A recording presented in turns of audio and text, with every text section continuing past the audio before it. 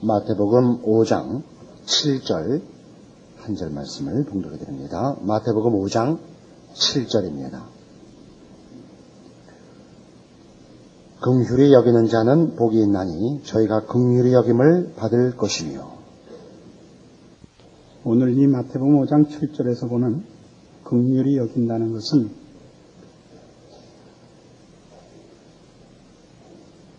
우월한 차원에서 가지는 보다 열등한 자에 대한 동정심을 말하는 것은 아닙니다. 그래서 긍휼히 여긴다는 것은 상대방의 처한 입장을 제대로 인식한 데서 출발하는 마음입니다. 예를 들면 같은 마태복음 9장의 35절에 가시면 예수님의 사역의 동기를 이렇게 설명하고 있습니다. 마태복음 9장 35절, 예수께서 모든 성과 촌에 두루 다니사 저희 회당에서 가르치시며 천국 복음을 전파하시며 모든 병과 모든 약한 것을 고치시니라. 무리를 보시고 민망히 여기시며 이는 저희가 목자 없는 양과 같이 고생하며 유리함이라. 예수님께서 왜 오셨으며 우리를 위하여 왜 십자가를 달게 지시며 왜 그가 오셔서 이 병을 고치시고 기적을 일으키시느냐? 우리의 처지가 우리 스스로 해결할 방법이 없고 우리가 우리의 처지를 개선할 능력과 그 원인을 만들어낼 수 없는 것을 아시고 불쌍히 여기셔서 주께서 오셨다 이렇게 기록하고 있습니다. 이게 말하자면 긍휼한 것입니다. 우리가 지금 처한 입장, 우리 하나님 앞에 범죄한 인류가 처한 입장에 대하여 깊은 동정심을 가지시는 것인데, 이 동정심을 가지시는 것이 예수 그리스도의 우월함을 증명하기 위하여 가지시는 것 아니다 이겁니다. 우리가 처한 처지, 절망의 상태에 대한 깊은 동정심이고 자비한 마음을 가지시되, 그렇게 함으로써 예수님이 상대적으로 얼마나 우월한 자리에 있는가를 증명하자는 것은 아닙니다. 그리고 이 긍휼을 베푸심으로써 우리가 사실은 잘못해서 이 처지를 초래한 것입니다마는 지금 우리에게 필요한 것은 책임을 묻는 것이 아니라는 것을 주님께서 아시는 것이죠. 이게 긍휼입니다. 같은 마태복음 9장 10절에 이런 사건이 하나 기록되어 있습니다. 마태복음 9장 10절, 예수께서 마태의 집에서 앉아 음식을 잡수실 때 많은 세리와 죄인들이 와서 예수와 그 제자들과 함께 앉았더니 바리새인들이 보고 그 제자들에게 이르시되 어찌해 너희 선생은 세리와 죄인들과 함께 잡수시느냐? 예수께서 들으시고 이르시되 건강한 자에게는 의원이 쓸데없고 병든 자에게라야 쓸데있느니라. 너희는 가서 내가 긍휼을 원하고 제사를 원치 아니하노라 하신 뜻이 무엇인지 배우라. 내가 의인을 부르러 온 것이 아니요 죄인을 부르러 왔노라 그러십니다. 환자에게 찾아온 의사 같은 겁니다. 병을 고치러 온 겁니다. 죄를 저지른 자에게 찾아온 검사가 아닙니다. 주님께서 우리에게 찾아오신 것은, 그러면서 이 죄인들과 함께 자리한 예수 그리스도를 반대하는 바리새인들을 향하여 너희가 심판하거나 누구를 고소할 입장에 있지 않다라고 답변하십니다. 그래서 이 지금 우리 오늘 본문에 나오는 긍휼히 여기는 자는 복이 있나니 저가 긍휼히 여김을 받을 것이며 라는 것은 자칫 잘못하면 긍휼히 여기는 것이 긍휼을 받는 조건이 되는 것으로 이해돼서는 안 된다 이겁니다. 우리가 즐겨 외우는 주기도문에도 이와 비슷한 논리가 있는데, 우리가 우리에게 죄 지은 자를 사하여 준 것 같이 우리 죄를 사하여 주옵소서라는 기도문이 있습니다. 그것이 마치 우리가 선행을 베푼 만큼 혹은 자비를 베푼 만큼 하나님 우리에게 보상해 주십시오 라는 것으로 오해될 수 있는데, 지금 이 주기도문에서 나온 것이나 오늘 우리 마태복음 5장에 나오는 이런 표현들은 그런 뜻이 아니라 내가 누구에게 긍휼을 베푸는 것은 내가 그에게 심판할 자리에 있지 않은 것을 인식하고 있는 것입니다. 그러니까 누구에게 내가 그의 죄를 용서하는 것은 내가 먼저 용서받아야 할 자리에 있다는 것을 알기 때문에 내가 그를 용서하는 것입니다. 이런 뜻입니다. 내가 누구를 긍휼히 여기는 것은 내가 긍휼이 필요한 것을 인식해서입니다. 내게 긍휼을 베푸소서. 내가 먼저 긍휼을 입어야 합니다. 혹시 내가 저자에게 긍휼을 베푸는 것이지 내가 저자에게 줄 것이 있고 저자보다 내가 우월해서 동정하는 것이 아닙니다. 이런 표현이다 말입니다. 그런데 바로 이 긍휼을 베푸는 것이 우리 구원을 얻은 하나님의 백성된 자의 중요한 상태라 말입니다. 많은 성도들은 온유하기도 하고 심령의 가난함도 가지고 의에 줄이고 목마르기도 합니다마는 이 긍휼히 여긴다는 부분에서 걸려 넘어지는 자들이 상당히 많고, 그것은 다시 말해서 앞에 얘기한 심령이 가난하고 온유하고 애통하고 의에 줄이고 목마르고 하는 것들이 어떤 의미에서는 종교적 치장이 되어 있다는 것을 확인하는 걸림돌이 될 수 있습니다. 우리는 긍휼히 여김을 받아야 한다는 것과 남을 긍휼히 여겨야 하는 입장에 있다는 것이 무엇인지 신자의 입장에서도 너무나 자주 틀리기 때문입니다. 우리가 얼마나 처참한 자리에 있는지 제대로 인식하지 못하면 우리는 긍휼에 우리가 대상이 되어야 하고 남에게 손가락질을 할 수 없다는 것을 제대로 인식하지 못하게 되는 것입니다. 우리의 이해를 돕기 위해서 그저 짧은 예화를 하나 드리려고 합니다. 뮤직 박스라는 영화가 있습니다. 2차 대전 당시에 헝가리에 살고 있던 사람들이 나중에 그 2차 대전이 끝나고 동구라파가 공산화되면서 그 공산 정권을 피해서 미국으로 망명한 집안 이야기입니다. 주인공은 그 이주한 그 집안의 딸입니다. 이 딸이 이제 미국에서 공부하여 성공을 합니다. 그래서 변호사가 되고 위로 아버지를 모시고 밑에 이제 아들을 두고 살고 있습니다. 그런데 이렇게 오랜 시간이 이제 지나서 이 미국의 시민권을 다 획득한 이 아버지에게 미국 검찰로부터 고소를 당하게 됩니다. 전력을 숨긴 것이 문제가 돼서 그의 시민권을 박탈하겠다 하는 이제 소송이 제기됐습니다. 그래서 이 딸이 아버지를 변호하게 되는 이야기입니다.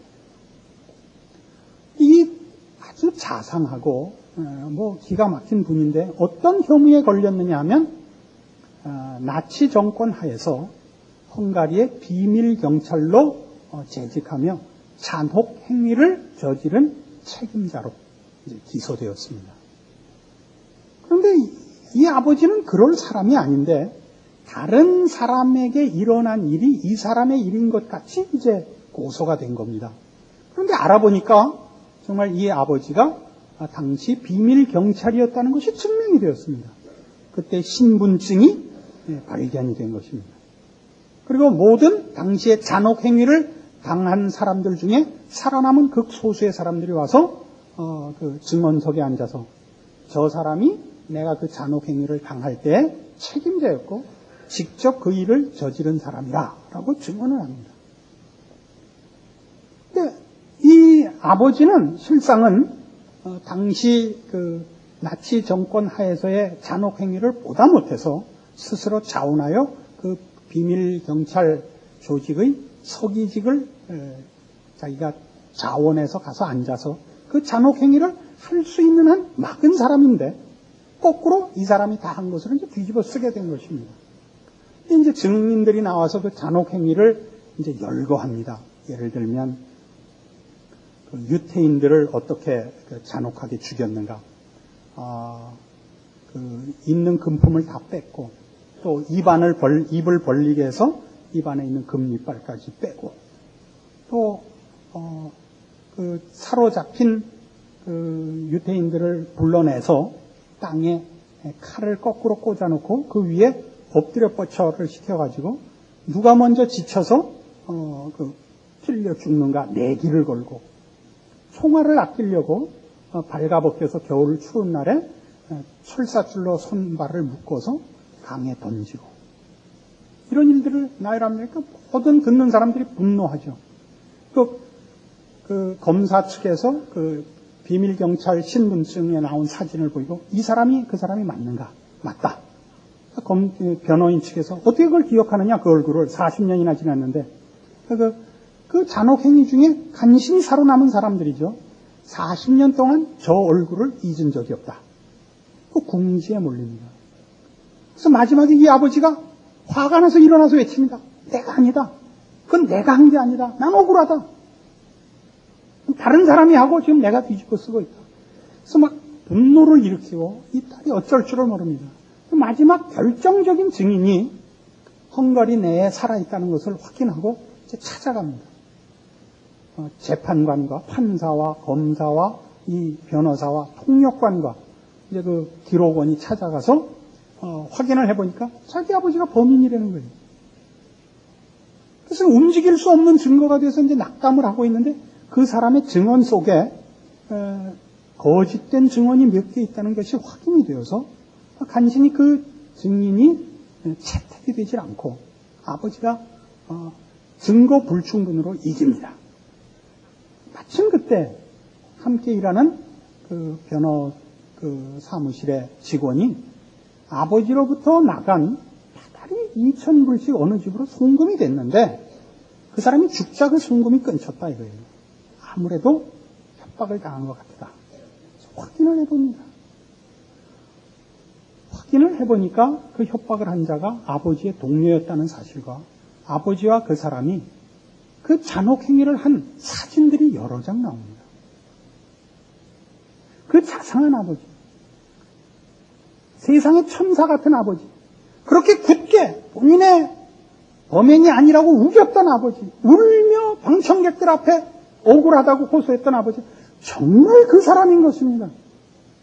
모든 증인들이 이렇게 불렀던, 짐승이라고 불렀던 그 사람인 것입니다. 여기가 이 영화의 백미입니다. 나치 정권 하에서 사람으로서는 할 수 없는 짓을 한 그 사람이 이 가정에서는 그럴 수 없는, 누구와도 바꿀 수 없는 사랑스러운 아버지였던 것입니다. 이 두 가지가 여러분 연결이 됩니다. 우리는 그저 일본 사람이라 이렇게 얘기 안 하죠. 일본 놈이라 이렇게 얘기를 하죠. 왜요? 36년간 그 지배를 받았고 그 잔학행위를 우리가 알고 있기 때문입니다. 일본 놈들입니다. 쪽발이고 외놈이죠. 미국은요? 미국 사람입니까? 미국 놈들이죠. 또 딴 거 갖고 그랬으니까. 우리는 나치 독일이 유태인들에게 행한 그 잔혹 행위를 볼 때마다 놀랍니다. 피부 흰놈치고 제정신인 놈은 없어. 이게 우리가 가지는 저 백인들에 대한 피해 의식이고 저들에 대한 어떤 열등감일 수도 있고 반발일 수도 있고 하는 겁니다. 우린 안 그래. 우린 안 그래가 아니라니까.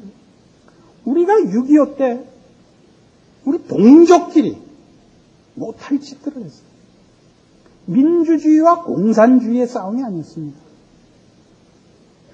총칼을 들고 세력을 등에 지면 복수를 했습니다. 그리고 그 열등감에서부터 권세를 잡은 말하자면 응어리 졌던 복수를 온갖 형태로 다 했습니다.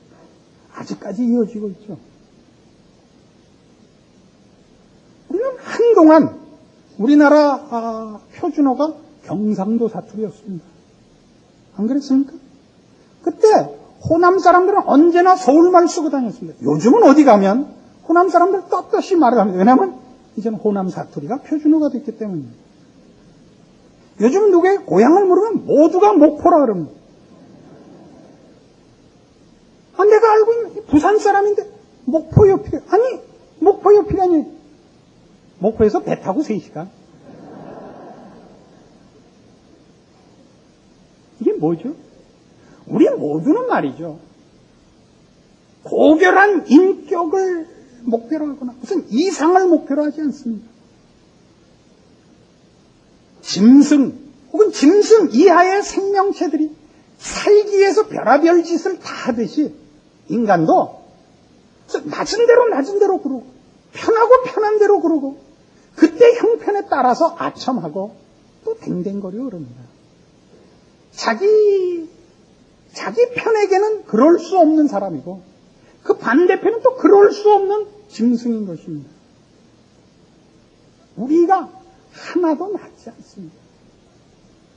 일본 사람들은요, 왜 지금도 뭐 중국하고의 관계에서 과거사를 인정하지 않아서 불편하고 우리나라하고의 관계도 늘 과거사를 인정하지 않죠. 왜 인정하지 않냐면 옛날에 저 영국이나 프랑스가 해먹은 것에 비하면 조금 해먹었거든요. 영국이나 프랑스는 과거사를 회개하지 않았어요. 잘못했다는 세상 역사, 우리 인류 역사 중에 제일 악질적으로 놓은 게 영국이죠. 영국 놈보다 악질이 어디 있어요? 그럼 우린 악질 노릇을 할 힘이 없어서 조금밖에 못했습니다. 일본은 그러죠.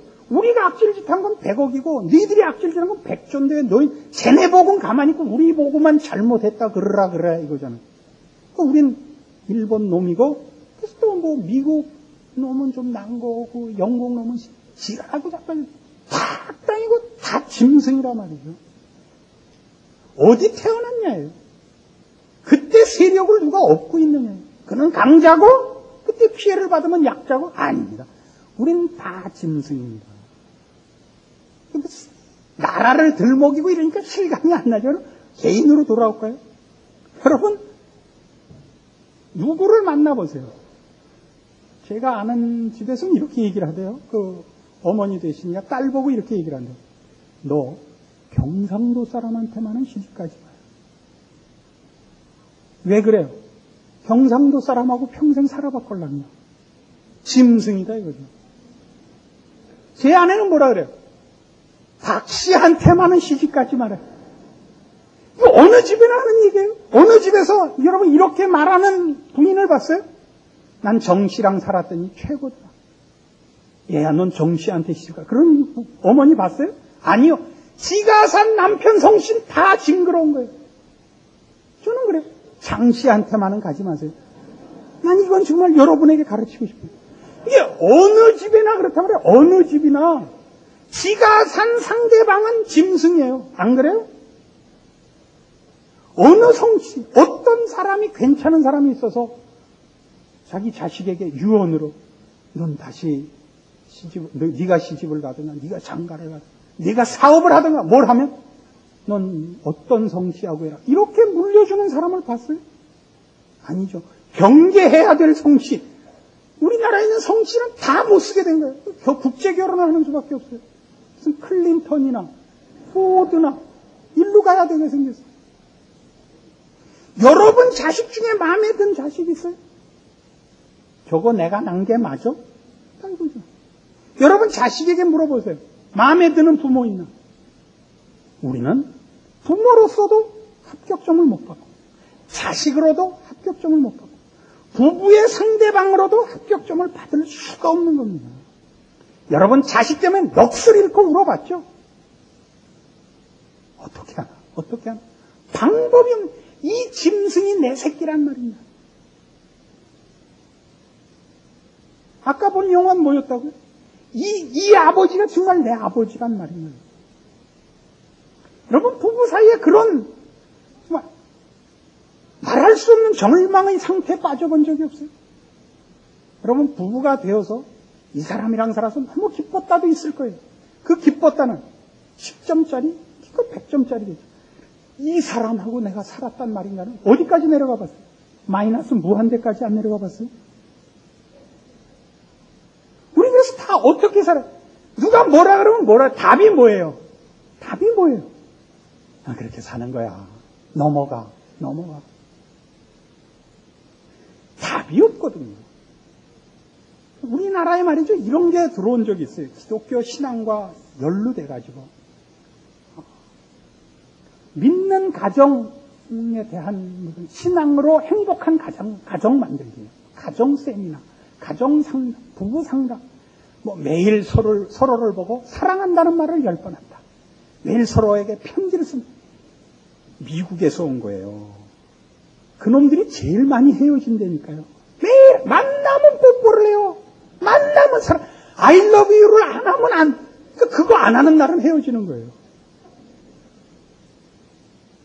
그게 해결책이 아니에요. 상대방이 좋아하는 것을 한다. 매일 꽃을 산다. 매일 돈을 준다. 그리고 그거 끝나면 끝이 되니까요. 얼마나 잔인하고 냉정한지 몰라요. 사랑한다 그러면 마음이 변하는 줄 아세요? 안 변해요. 사람이란 그만하지 않아요. 개만도 못해요. 개는 최소한 먹을 거 주는 사람은 안 물어요. 사람은 돈 벌어다 줘도 물어요. 뭐가 사람이나, 뭐가 사람이 짐승만 못하죠. 왜요? 타락했기 때문에, 썩었기 때문이라. 그 깊은 본질을 이해하라고요. 어쩌면 그럴 수 있어 라는 말을 하지 말라니까요. 그럴 수 있어요. 짐승만 못하기 때문에. 짐승들은요, 같은 종끼리는 싸울 때 치명적인 상처를 입히잖아요. 사자끼리 싸우거나 하이에나끼리 싸우거나 자기네끼리 싸울 때 치명적인 상처는 안 입혀요. 사람만은 치명적이다 못해 더한 행위를 해요. 시체를 꺼내서 채찍질하고 토막을 내는 거예요. 시체를 꺼내서. 오자서 얘기하는 인간만. 우리는 누구에게 뭐라고 할 말이 없는 거예요. 왜요? 그게 내 안에 있고, 그게 내 안에 있고. 요한복음 11장에 가면 인간의 처한 위치를 이 사건으로 이렇게 잘 드러내고 있습니다. 요한복음 11장 32절 예수님께서 나사로를 살리시는 장면입니다. 요한복음 11장 32절 마리아가 예수 계신 곳에 와서 보이고 그 발 앞에 엎드려 가로되 주께서 여기 계셨다면 내 오라비가 죽지 아니하였겠나이다 하더라. 예수께서 그의 우는 것과 또 함께 온 유대인들의 우는 것을 보시고 심령에 통분히 여기시고 민망히 여기사 가라사대 그를 어디 두었느냐 가로되 주여 와서 보옵소서 하니 예수께서 눈물을 흘리시더라. 인간이 처한 자리가 그냥 나가서 옷 더럽히고 온 게 아니에요. 나가서 긁혀서 여기 피부에 피가 나는 정도가 아닌 상태에 있는 거예요. 죄와 사망의 그 영향 아래 있는 거예요. 고칠 방법이 없는 자리에 가 있는 거예요. 인간이 처한 입장이 무엇인지 예수님께서 오셔서 통분히 여기고 민망히 여기고 우셔야만 하는 상태예요. 물론 이 일을 해결하고 고치기 위하여 구원하기 위해 예수님께서 오셨습니다. 그러니까 예수님께서 우리가 처한 자리를 우리가 애들 나가서 놀다가 옷 찢어지고 오고 옷 잃어버리고 괜찮아? 이런 정도가 아니라고요. 하는 짓을 용서할 수가 없는 죽여버릴 수밖에 없는 무슨 모기, 쥐 이런 정도가 아니란 말이에요. 모기는 피 빨다가 배부르면 그만 먹어요. 쥐도 자기 먹을 거 먹으면 그 다음에 와서 딴 짓은 안 해요. 심심해서 인간 자는 입으로 들어갔다 나왔다는 안 해요. 쥐가 자기 먹을 거 먹으면 끝이. 인간만은 안 그렇단 말이에요. 더럽고 악하고 부패한단 말이에요. 그걸 자신을 포함하여 이해하는 거예요. 우리는 누구에 대해서 손가락질을 할 수가 없는 거예요. 그 사람이 저지른 죄는 내 안에 있는 거예요. 우리는 신앙이라는 이름으로 의롭기도 하고 경건하기도 하고 겸손하기도 해요. 그래, 여기 와서 걸리는 사람을 너무나 많이 봐요. 우리가 누구에게 대해서 전도를 하고 반응이 없습니다. 누구에 대해서 잘해주고 그에 대한 마땅한 보상이 없습니다. 지랄 떨어요. 신앙이라는 이름으로 내가 그를 위해 얼마나 기도했으며 그를 위해 얼마나 애썼으며 그를 위해 얼마나 노력했는데도 반응이 없는가? 나중에는 분노해요. 아니요. 우리는 어느 누구에게도 분노할 수 없습니다. 심판할 수 없습니다. 그에 대해서 손가락질할 수 없습니다. 만약 그런 식으로 구원이 이루어졌다면 우리 중에 아무도 구원을 얻을 사람이 없었다는 것을 기억해야 됩니다. 하나님이 어떤 사랑과 어떤 자비로 우리를 구원의 반열에 일으켰는가를 기억해야 되는 것입니다. 그래서 우리의 인생에는, 신자된 인생에는 아무에 대해서도 눈에 힘을 주거나 손가락질을 하거나 포기하거나 악한 말을 할 수 없습니다. 그가 못되게 구는, 그가 나에게 거슬리는 모든 것이 우리 모두가 함께 가졌던 것임을 기억해야 하고, 그걸 꿰뚫고 찾아오신 하나님의 사랑과 긍휼을 그때마다 확인해야 됩니다. 긍휼히 여기십시오. 여러분의 심령의 가난함과 온유함과 애통함과 의에 줄이고 목마른 것이 긍휼로 나가지 않는다면 그건 다 자기 치장에 불과하다는 것을 인식하십시오. 모든 자리에 하나님의 은혜를 구하시고 자비를 구하시며 여러분이 그 은혜를 먼저 입은 자임을 확인하셔서 여러분의 인생은 여러분에게 먼저 열매 맺은 하나님의 자비와 긍휼이 발산되는, 넘쳐나는, 그래서 그 구원이 결실되는 존재가 되기를 바랍니다. 기도하십시오. 하나님 아버지 은혜를 감사합니다. 우리가 얼마나 죄의 그 치명적인 영향 아래 놓인 악하고 더럽고 못난 자인가를 확인합니다.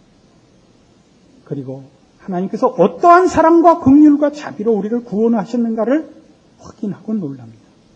이 놀라움과 이 확인된 사실과 우리가 받은 구원의 그 엄청난 기적에 대한 인식이 신자된 우리의 영혼과 판단과 이해와 그리고 행동을 결정하게 하여 주시옵소서. 신자된 존재와 삶의 모든 원리와 그 모습은 바로 자비여야 합니다. 우리가 얻은 긍휼을 나누는 겸손이요, 희생이요, 인내요, 온유요, 그리고 그 자비를 구하는 가난한 마음이어야 합니다. 이런 것으로 주 앞에서 감사하게 하시고 우리가 나누고 증거해야 할 것이 심판이 아님을 기억하고 우리의 인격과 우리의 존재의 영향이 주의 은혜와 긍휼을 구하는 것이 되도록 주의 말씀을 들은 심령들을 붙잡아 주시옵소서. 예수님 이름으로 기도합니다. 아멘. 예수